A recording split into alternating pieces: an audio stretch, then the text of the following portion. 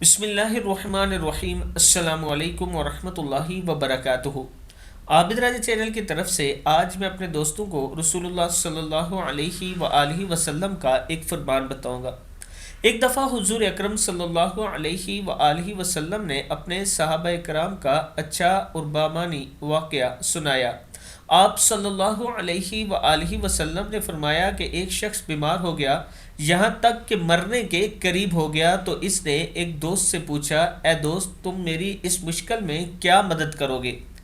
اس نے جواب دیا، جناب، میں ساری زندگی آپ کی خدمت کرتا رہا ہوں، لیکن اب موت کا میرے پاس کوئی علاج نہیں، اب میں آپ کی کوئی خدمت نہیں کر سکتا۔ اس نے دوسرے دوست کو طلب کر کے اپنی مدد کا کہا۔ اس نے جواب دیا، میں تو آپ کے لیے صرف یہ کر سکتا ہوں کہ اگر آپ کا انتقال ہو جائے تو آپ کو نہلا کر خوشبو لگا کر دفن کروں گا۔ اب اس نے تیسرے دوست سے مدد طلب کی۔ اس نے کہا، میں آپ کا موت کے بعد ساتھ دوں گا، قبر میں آپ کے ساتھ جاؤں گا اور قیامت کے دن آپ کے ساتھ نکلوں گا اور آپ کے ساتھ ہی رہوں گا۔ یہ سارا واقعہ سنانے کے بعد آپ صلی اللہ علیہ وآلہ وسلم نے فرمایا، تم جانتے ہو یہ تین دوست کون ہیں؟ پہلے کا نام مال ہے، دوسرے کا نام رشتہ دار آل اولاد ہے، اور تیسرے کا نام اعمال ہے جو ہمیشہ انسان کے ساتھ رہے گا۔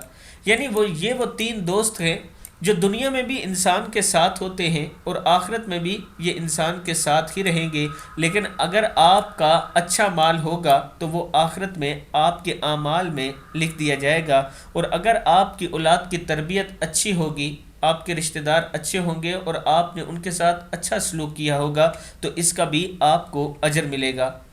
یعنی اگر آپ تینوں دوستوں کو حاصل کرنا چاہتے ہیں کہ کل قیامت کے دن آپ کے کام آئے، تو آپ کو خود اچھا بننا پڑے گا۔